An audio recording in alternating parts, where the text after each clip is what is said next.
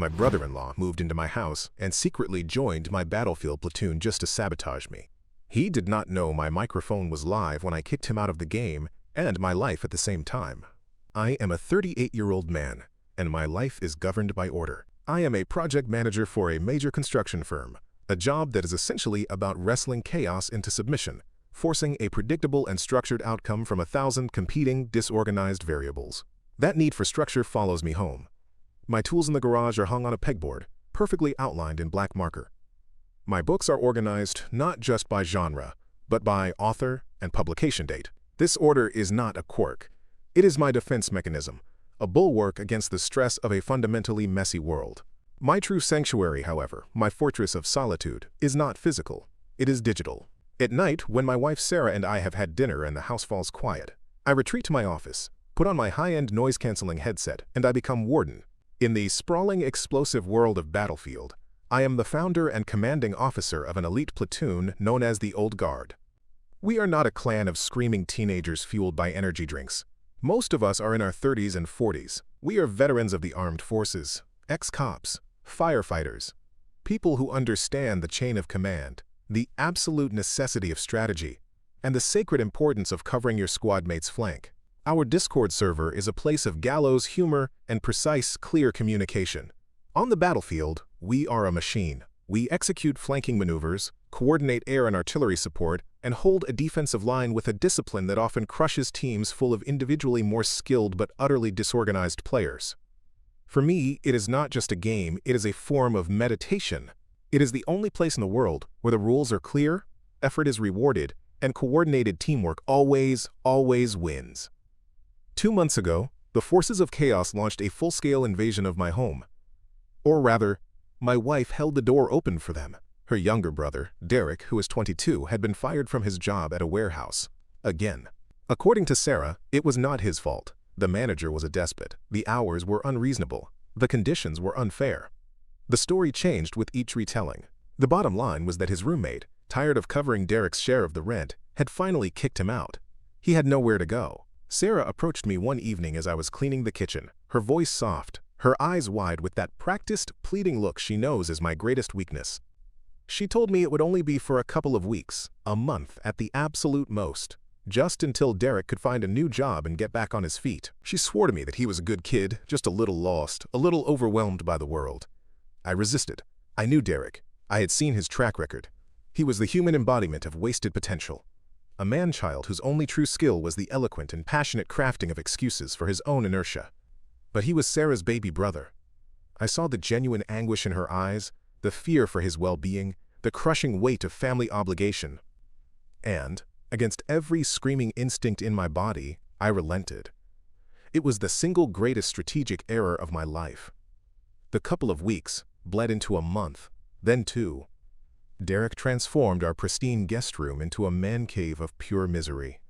The room developed its own unique, pungent ecosystem, a horrifying blend of stale pizza, sour laundry, and the faint, sweet smell of spilled soda. Empty energy drink cans and greasy fast food wrappers accumulated on every surface. The only sound that emanated from the room, often until 3 or 4 in the morning, was the furious, frantic clicking of a mouse and the muffled, high-pitched shrieks of rage directed at a computer monitor. His job-seeking efforts consisted of him sitting on our couch for 10 minutes a day, scrolling through job sites on his phone before letting out a dramatic sigh and declaring that there was nothing decent out there for a man of his talents. As my physical sanctuary crumbled under the weight of my brother-in-law's parasitic lethargy, a new and insidious threat was emerging in my digital sanctuary. For the first time in over a year, we had opened recruitment for the Old Guard. Among the applications, one stood out for its sheer arrogance. It was from a player named Viper92. His stats were undeniably impressive, a sky-high kill-to-death ratio, and an incredible score per minute. But his application was a cringe-worthy screed full of gamer jargon, bragging about how he always carried his teams and how he was a dominant lone wolf operator. Against my better judgment, but pressured by my lieutenants who were dazzled by his numbers, we accepted him for a trial period. I had no idea that I had just willingly allowed the same demon to walk through 2 different doors into my life. Update 1. The first month of Derek's stay was a masterclass in passive-aggressive frustration. Every single morning I would come downstairs to find a new landscape of disaster in the kitchen. Open cereal boxes, a trail of crumbs across the countertop, a bowl with a congealed island of milky residue sitting in the sink. He had taken to using my expensive burr grinder coffee machine, using up my small batch artisanal coffee beans, and never once bothering to clean the filter or wipe up the spilled grounds. They were small things, 1,000 tiny cuts of disrespect that were piling up like a stack of dry kindling awaiting a spark. Sarah continued to defend him. She would clean up his messes herself, whispering that I needed to be patient, that he was going through a tough time, that he was clearly depressed. My attempts to establish house rules with Derek were an exercise in futility. He would nod his head, his eyes glazed over, a blank, non-committal smile on his face, agreeing to everything I said. Yes, he would clean up. Yes, he would be quieter at night. Yes, he would apply for at least 3 jobs a day, and then he would do absolutely nothing. It was like talking to a wall of fog. My growing frustration at home pushed me to seek refuge in Battlefield more frequently, but my refuge was rapidly becoming another front in my war against chaos. Viper 92's first official match with the platoon was a harbinger of the disaster to come. We were playing Conquest on the map Siege of Shanghai, a classic. The plan was simple and clearly articulated in the pre-round briefing. My squad would take the central C flag, the one on top of the skyscraper, while the other 2 squads secured the ground-level flags near our deployment. Viper 92, who had chosen the engineer class, ignored the orders completely. Instead of spawning on my position to help defend our assault on the rooftop, he spawned back at our main base, where the single attack helicopter was about to appear. He leapt into the pilot's seat seconds before our designated ace pilot, a guy named Maverick, could get to it. The voice chat erupted. Maverick told him to get out, that he was the assigned pilot. Viper 92's voice, an irritating, nasally teenage drawl, came over the comms. He told Maverick to chill out, that he knew what he was doing, that he was going to razzle-dazzle the enemy. He then proceeded to lift off, fly in a perfectly straight line towards the central skyscraper, and plowed directly into the side of the building in a spectacular ball of fire. Our team's most valuable aerial asset was gone in less than 15 seconds. His excuse over the voice chat was a whined complaint about input lag and glitchy controls. No one believed him. The rest of the match was a continuous display of his incompetence and selfishness. He refused to drop ammo packs when playing as support. He refused to revive squadmates when playing as medic, preferring to run over their fallen bodies in a vain attempt to get a kill. Every death he suffered was someone else's fault. The game's netcode, our tank driver's positioning, the lack of support from a team he was actively ignoring. He was a black hole of responsibility, and his toxic attitude was starting to infect the entire platoon. The guys in the old guard began to complain in our private Discord channel. Messages began popping up. "Warden, this new guy is a liability. He's not a team player. I'm not spending my free time carrying a toxic kid." I assured them that he was on a trial period, that I would give him a stern warning, and that if his attitude did not improve dramatically, he would be gone. I was now in the bizarre position of managing 2 identical insurrections. In my real life, I had a lazy, entitled guest who ignored basic social rules, and in my digital life, I had a toxic, entitled player who ignored orders and strategy. The stress was compounding. My home was no longer a place of peace, and my game was no longer an escape. I felt like I was under siege in every aspect of my life, completely unaware that both of my problems shared the same smug, annoying face. Update 2. As the second month of Derek's occupation began, his laziness evolved from passive neglect to active disrespect. It was no longer just about the messes he left behind. It was about his complete and utter disregard for our property and our lives. One evening, I came home from a particularly brutal day on site, looking forward to a quiet evening of gaming. I walked into my office to find that my expensive, professional-grade headset, the one I had spent weeks researching and saving for, was not on its custom-built stand. It was lying on the floor, the cord tangled, the ear cups sticky, with what I could only pray was soda. A few nights later, a special steak I had bought to celebrate our anniversary with Sarah vanished from the refrigerator. I found the empty packaging in the trash can in Derek's room. He had cooked and eaten it as a midnight snack. When I confronted him, he gave me a blank stare and said he thought it was for everyone. He was not just a guest, he was a consumer, devouring our resources, our patience, and our sanity. Sarah's defenses were starting to crumble. She was still making excuses for him, but they were becoming weaker, her voice lacking its usual conviction. She was caught in the middle, torn between her loyalty to her brother and the increasingly obvious reality that he was a parasite. Meanwhile, in the digital realm, Viper 92's reign of terror continued. He was no longer just an incompetent nuisance. He seemed to be actively sabotaging US. During a critical match of Rush on the map Operation Locker, our team was pushing for the final set of objectives. The plan was simple. I and another squad would provide suppressing fire down the main corridor, while Viper 92's squad flanked through the snowy outside path. Instead, Viper 92, playing as a recon, decided to climb to the top of a guard tower near our spawn and attempt to snipe, contributing absolutely nothing to the objective. When I called him out on the voice chat, telling him to get down and join his squad on the flank, he became defensive. He told me to let him cook, that he was pinning them down. He was not pinning anyone down. He was lying on his stomach, missing shots, and waiting for the match to end. We lost the match by a handful of tickets. His actions had directly cost US the victory. The aftermath in the Discord was a mutiny. My most trusted lieutenant, a former Marine gunnery sergeant who went by Reaper, sent me a direct message. It was blunt. It said, "Warden, it's him or me. I'm not playing with that kid anymore. He's a cancer on this team. He doesn't listen, he doesn't respect the chain of command, and he's making the game unfun. Cut him loose, or I'm gone." Other messages echoed the sentiment. Doc, our best combat medic, said he would refuse to play in any squad that included Viper 92. The cohesion and morale of the platoon I had spent years building was crumbling because of one toxic, arrogant kid. I knew I had to a CT. I promised my team that I would handle it. I scheduled a final evaluation match for Viper 92 for the following night. I planned to put him through his paces, give him a final ultimatum-laced warning, and if he failed, I would kick him out. I spent the rest of the evening fuming, the stress from both my worlds compressing into a single, throbbing headache. My house was a mess. My platoon was in revolt. I felt like a commander whose base was being overrun, with enemies both outside the wire and within. I had no sanctuary, no escape.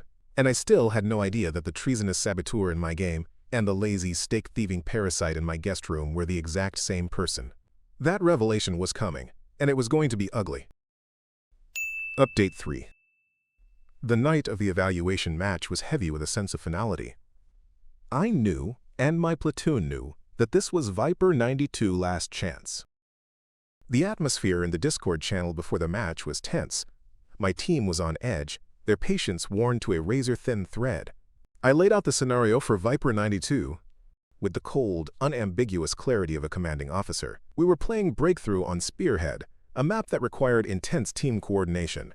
I assigned him to Reaper's squad, our best infantry unit. His role was simple: stick with Reaper, follow his direct orders, and function as a support gunner. He was to provide suppressing fire, drop ammo, and do nothing else unless specifically ordered. He agreed with a cocky, "Roger that, boss," the arrogance in his voice already setting my teeth on edge. In my home, the situation was equally tense. Derek had spent the entire day in his room, the usual sounds of explosions and shouting emanating from behind his closed door. Sarah and I had argued that morning, after I discovered he had used the last of the milk and simply put the empty carton back in the fridge. It was a small thing, but it felt like the final straw. I retreated to my office that night, needing a win, needing order, needing just one part of my life to function as it was supposed to. The match began. For the first 5 minutes, to my astonishment, Viper 92 actually seemed to be following orders. He stayed with Reaper's squad. He laid down suppressing fire. He even dropped an ammo crate. We successfully captured the first sector. A small, naive part of me wondered if I had misjudged him. Then, the second sector came, and his true nature erupted. Our team's sole heavy tank was pushing forward, acting as mobile cover for the infantry. It took a hit from an enemy rocket, and the driver called for repairs. Viper 92, as the closest engineer, was ordered by Reaper to repair the tank. I watched from my overview map as his icon, instead of moving towards the damaged tank, sprinted in the opposite direction. He was running towards a small quad bike that had just spawned. The voice chat exploded. Reaper's voice, usually a calm, deep rumble, was a furious bark. He told Viper 92 to get back to the tank immediately. Viper 92's whiny voice cut through the chatter. He said he had a plan. He said he was going to flank them, that he could get behind the enemy lines and be a hero. He was ignoring a direct order in a critical moment to chase personal glory. I watched in horror as he jumped on the quad bike and sped off. A moment later, our tank, left unrepaired, was destroyed by a second rocket. Our entire offensive push collapsed. The enemy team swarmed our position. The match was effectively lost. I had reached my breaking point. I took a deep breath, pressed the push-to-talk button, and unleashed the full, frigid fury of my frustration. My voice was not loud, but it was cold and sharp. I addressed him by his username. I told him he was an arrogant, ineffective, and selfish player. I told him he had no concept of teamwork, no respect for the chain of command, and that his obsession with his own statistics at the expense of the objective was pathetic. I told him this was his final warning. And then, as I was in the middle of my tirade, I heard it. It was faint at first, a muffled sound coming from outside my office, down the hall. It was a voice, a familiar, irritating, nasally voice. It was shouting. I lifted one ear cup of my headset off my ear, my own words dying in my throat, and I heard it clearly from down the hall. "It's not my fault, you idiots. The tank was in a bad position anyway. I was making a strategic play. You guys just don't get it." I looked at my monitor. On the screen, Viper 92's icon was stationary. In the voice chat, his microphone was hot. And through my headset, I heard the exact same words, in the exact same whiny, defensive tone, at the exact same time. The voice in my ears and the voice in my house were one and the same. The world seemed to slow down. Every piece of the puzzle, every frustrating, inexplicable detail from the past 2 months, crashed into place with the force of a shockwave. The sticky residue on my headset, the stolen steak, the late-night shouting, the laziness, the arrogance, the complete lack of responsibility.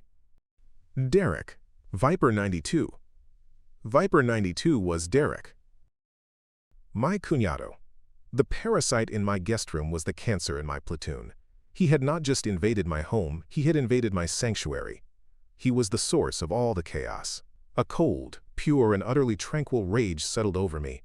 I did not say another word in the voice chat.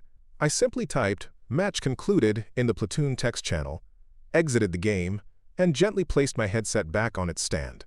I stood up and walked out of my office, my footsteps silent on the carpet. I paused outside Derek's door and listened. I could hear him muttering to himself, complaining about his trash team. The revelation was complete. I turned around and walked back into my office. A simple eviction was no longer enough. A simple kick from the platoon was not enough. The betrayal was twofold. The punishment had to be twofold. I put my headset back on, logged into our private, officers-only Discord channel, and began to type.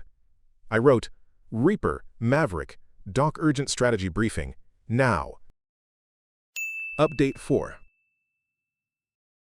The conversation with my platoon's leadership was short and to the point. I laid it all out for them in the private voice channel. I told them who Viper 92 really was. The initial reaction was stunned, silence, followed by a chorus of disbelieving laughter. Reaper, in his deep, gravelly voice, said he knew the kid sounded like an entitled brat, but he never imagined this. I told them about the mess, the stolen food, the utter disrespect. I explained that Derek had invaded my home and my game simultaneously. Once the initial shock wore off, their mood shifted. They were my guys. They were the old guard. They were loyal. Their anger on my behalf was immediate and unanimous. Doc said that Derek had not just disrespected me, he had disrespected the entire platoon. Maverick said it was time for a court-martial. I told them I had a plan for that. A plan for a public humiliation followed by a swift and permanent removal. I told them we would organize one final match, a trap, and they were all too eager to help me build it. But first, I had to deal with the home front. I logged off and went to find Sarah. She was in the living room, reading a book. I sat down across from her and told her everything. I told her about Viper 92, about the sabotage, and about the revelation I had just had. At first, she did not believe me. She said it had to be a coincidence. She said Derek would never do something like that, so I showed her the proof. I took her to my office and played her a recording of Viper 92 whining from the match. Then I made her stand outside Derek's door, where he was now loudly complaining on his phone to someone about his dictator squad leader. The voice was identical. The complaints were identical. Sarah's face went pale. The denial crumbled, replaced by a look of deep, embarrassed horror. She had spent 2 months defending him, and he had been secretly waging a campaign of annoyance against her own husband in the one place he went for peace. She apologized profusely, and then, as I expected, her protective sisterly instinct kicked in. She begged me not to be too hard on him. She said I should just talk to him, kick him out of the house, but to do it quietly. She did not want to humiliate him. I told her that ship had sailed. I explained that he had humiliated me in front of my team for weeks. He had undermined my authority and stressed me out in my home and in my hobby. I told her that the consequence needed to fit the crime. It needed to be memorable. It needed to be public. We argued for nearly an hour. It was one of the biggest fights of our marriage. In the end, she reluctantly agreed that Derek's fate was in my hands on one condition. She did not want to be home when it happened. She said she would go stay with her mother the next day. The stage was now set. I spent the rest of the night plotting with my team. The plan was deceptively simple. We would tell the platoon that based on my evaluation, I had decided to give Viper 92 one more chance, this time in a leadership role. We would assign him as the spearhead of an attack, appealing directly to his inflated ego and his desire to be the hero. We chose the map, propaganda. We would be on the attacking team. The plan was to charge the C flag, a train hangar. I would order the entire platoon, all 32 of us, to follow Viper 92 lead. I would tell him over the main comms channel that the entire operation rested on his shoulders. We would make him feel like the most important player on the field. Then, at the precise moment he charged into the hangar, the entire platoon would stop, turn around, and retreat, leaving him completely alone to face the full, unmitigated fury of the entire enemy team. We would record his inevitable, toxic meltdown, and at the peak of his rage, I would deliver the final blow. The bait was set. Reaper sent a message to Viper 92 in the main Discord, informing him of my decision and his new command role for the following night's operation. Derek's response was immediate and predictable. He did not question it. He did not show any humility. His message was a single, smug sentence. About time Warden recognized real talent. "Don't worry, guys, I'll carry you." He had no idea he was about to carry himself straight out of my house. Update 5. The next 24 hours were a study in controlled anticipation. Sarah packed an overnight bag in the morning, her movements stiff and filled with a resentful silence. Before she left, she turned to me at the door. She told me that she knew Derek had messed up, that he had been a terrible guest, but she begged me one last time not to humiliate him. She said he was still her brother. I looked at her and told her that he was the one WHO had chosen to make this a public affair by bringing his toxicity into my platoon. I told her that some lessons had to be public to be learned. She shook her head, a look of deep sadness in her eyes, and left. The house fell silent, and I was alone with my enemy. Derek was oblivious. He spent the day in his usual fashion, emerging from his cave only for foraging expeditions to the kitchen, leaving a trail of crumbs in his wake. He was in high spirits, buoyed by the prospect of his command role that night. I overheard him on the phone, bragging to one of his friends that his platoon leader had finally realized he was the best player and was giving him control of the team. The arrogance was so thick it was almost comical. I spent the day preparing. I cleaned the house meticulously, reclaiming my space. I went into his room while he was in the shower and gathered up all the stray plates and glasses. I felt like a soldier preparing his armor and weapons before a major battle. As evening approached, I logged into our Discord server. The atmosphere in the officers' channel was electric. Reaper, Maverick, and Doc were ready. We went over the plan one last time. The timing had to be perfect. The match was scheduled for 9 o'clock. At 8:45, Derek, aka Viper 92, joined the main voice channel. His voice was smug and overconfident. He greeted everyone with a loud, "All right, amateurs, Daddy's here to carry you." My guys played their parts beautifully, greeting him with fake enthusiasm, telling him they were ready to follow his lead. I joined the channel and began the final briefing, my warden persona firmly in place. My voice was calm and authoritative. I announced that for Operation Propaganda, Viper 92 would be acting as spearhead commander for the initial assault on the C flag. I told the platoon that his aggressive, unconventional tactics were exactly what we needed to break the stalemate. I could almost hear Derek puffing his chest out through the microphone. He eagerly accepted the role, promising a flawless victory. The match loaded. We were on the attacking team. The gates opened and the chaos began. I gave the order. I told all squads to push forward, to support Viper 92 charge on the train hangar, and we did. For the first minute, it looked like a perfectly coordinated assault. 32 soldiers of the old guard, moving as one, tanks and infantry advancing behind our hero. Derek was in heaven. He was shouting orders, his voice cracking with adolescent fervor. He was yelling about flanking maneuvers he did not understand, about throwing smoke grenades, about how he needed suppressing fire. He was living out his ultimate power fantasy. We reached the entrance to the hangar. The enemy was dug in deep, their guns firing from every window. I gave the pre-arranged signal over the officers' channel, a single word: execute. Derek, at the front of the pack, screamed, "Chargy!" and sprinted into the hangar. And behind him, in perfect, silent unison, the entire platoon stopped. Every single soldier. The tanks ground to a halt. The infantry stopped firing, turned around, and began to calmly walk back the way we came. For a split second, there was confusion in Derek's voice. He yelled, "Where are you guys going? The fight is this way." Then the first enemy bullets hit him. His confusion turned to panic. He screamed for support, for a medic, for anyone. But there was no one. He was alone, standing in the middle of the hangar, facing the full concentrated firepower of the entire enemy team. He was annihilated in a hail of gunfire. The meltdown began instantaneously. It was a volcanic eruption of toxic rage. He screamed that we were the worst team in the history of gaming. He called Reaper a brain-dead moron. He accused Doc of being a useless bot. He blamed me, Warden, for setting him up, for giving him a bad plan. He ranted and raged, his voice cracking with fury and humiliation. We all just listened, our microphones muted. It was the pure, unfiltered essence of Viper 92. My team was recording it all. After a solid minute of him screaming himself hoarse, I decided it was time.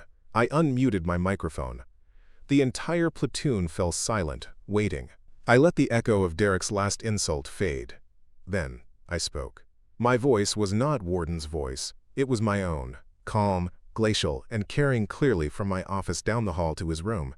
I said, "Derek, you're kicked from the platoon." There was a moment of stunned silence from his end. He said, "What did you call me?" I continued, my voice unwavering. "And by the way, you have 1 hour to pack your things and get out of my house." The silence that followed was absolute. I could hear the sharp intake of breath from a dozen different men in my headset. Then Reaper's deep voice cut through the silence with a single word. "Damn." I reached for my mouse. I navigated to the platoon roster. I clicked on Viper 92 and pressed Kick. Then I went to the server settings and pressed Ban. A small notification appeared in the chat for everyone to see. Viper 92 has been banned from the server. I took off my headset, the sound of my teammates beginning to laugh fading away. I stood up and walked out of my office. The digital battle was over. The real-life cleanup was about to begin.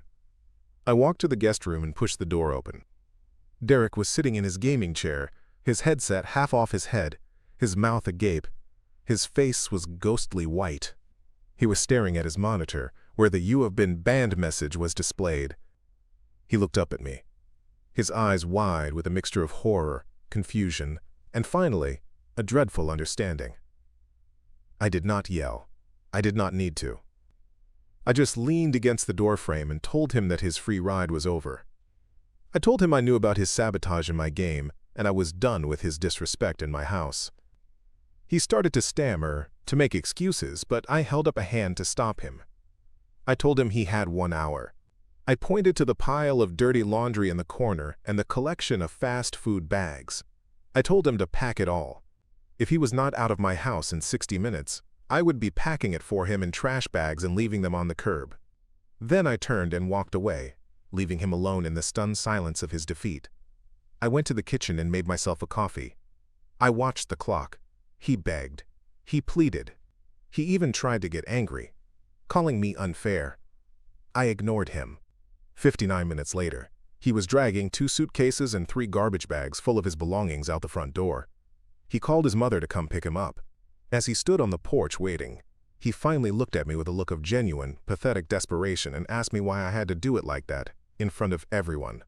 I looked him dead in the eye and told him that he had chosen the battlefield, so I had given him a war. He had nothing to say to that. Sarah came home the next day. She was angry with me for the public nature of it all, but beneath the anger, I saw relief. The parasite was gone. Our home was ours again. That night, I logged back into Battlefield. The atmosphere in the Discord was jubilant. The cancer had been cut out. My team greeted me as a hero. The recording of the incident, which they had dubbed the eviction, had already become a legend within our small community. We played for hours, and for the first time in months, it was fun again. It was my sanctuary again. I had restored order to both of my worlds. It had cost me a peaceful relationship with my in-laws, but as I executed a perfect flanking maneuver with Reaper, the sound of coordinated teamwork and easy camaraderie filling my headset, I knew, without a shadow of a doubt, that it had been worth it.